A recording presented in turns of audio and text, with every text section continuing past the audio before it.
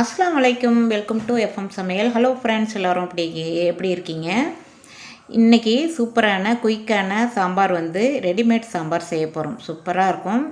வேலைக்கு போகிறவங்க குயிக்காக செய்திடலாம். செய்முறையை பார்த்துருவோம். வீடியோக்குள்ளே வாங்க. இதுக்கு 1 டீஸ்பூன் நெய் பசு நெய் விட்டுருக்கேன். 2 டீஸ்பூன் ஆயில் விட்டுருக்கேன். கடுகு உளுத்தம்பருப்பு ஒவ்வொரு டீஸ்பூன் போட்டுட்டு ஜீரகம் அரை டீஸ்பூன் போட்டிருக்கேன். ஒரு 6 7 8 மிளகு போட்டுக்கோங்க. சூப்பராக இருக்கும் இந்த சாம்பார். இப்படி செய்து பாருங்கள். இதுக்கு கொஞ்சம் பெருங்காயத்தூளும் கொஞ்சம் போட்டுக்கோங்க. நான் வீடியோ எடுக்க மறந்துட்டேன். பெருங்காயத்தூள் கொஞ்சம் போட்டுக்கோங்க. காய்கறி பீன்ஸ் இது பீன்ஸ் போட்டு தான் அந்த காய்கறி செய்திருக்கேன். இந்த சாம்பார் செய்திருக்கேன்.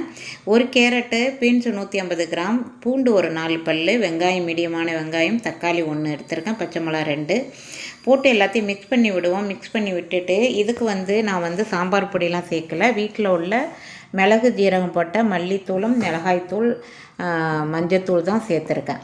மிளகாய்த்தூள் 2 டீஸ்பூன் சேர்த்துருக்கேன்.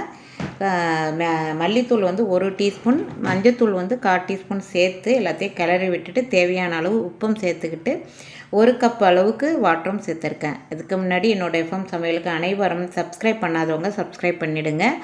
அனைவரும் லைக் பண்ண மறந்துடாதீங்க. எனது வீடியோவுக்கு யூஸாக இருக்கும். அனைவரும் லைக் பண்ணிவிடுங்க. இப்போ வாட்டர் சேர்த்துட்டு ஒரு மூடி போட்டு ஒரு 3 விசில். அதுக்கு முன்னாடி துவரம்பருப்பு நல்லா க்ளீன் பண்ணிவிட்டு 1 கப் அளவுக்கு துவரம்பருப்பு நம்ம க்ளீன் பண்ணிவிட்டு இந்த வெஜிடபிளோட நல்லா மிக்ஸ் பண்ணி இப்போ வாட்டர் சேர்த்து மூடி போட்டு மூடின்னு தேவையான அளவு உப்பும் சேர்த்துக்கணும். வாட்ரு 1 டம்ளர் அளவுக்கு சேர்த்துக்கங்க. அதுக்கு அப்புறம் நம்ம தண்ணி சேர்க்குற மாதிரியும் இருக்கும். 1 கப் அளவுக்கு போதும். இந்த பருப்பும் இந்த வெஜிடபிளும் வேகிற அளவுக்கு இருந்தால் போதும்.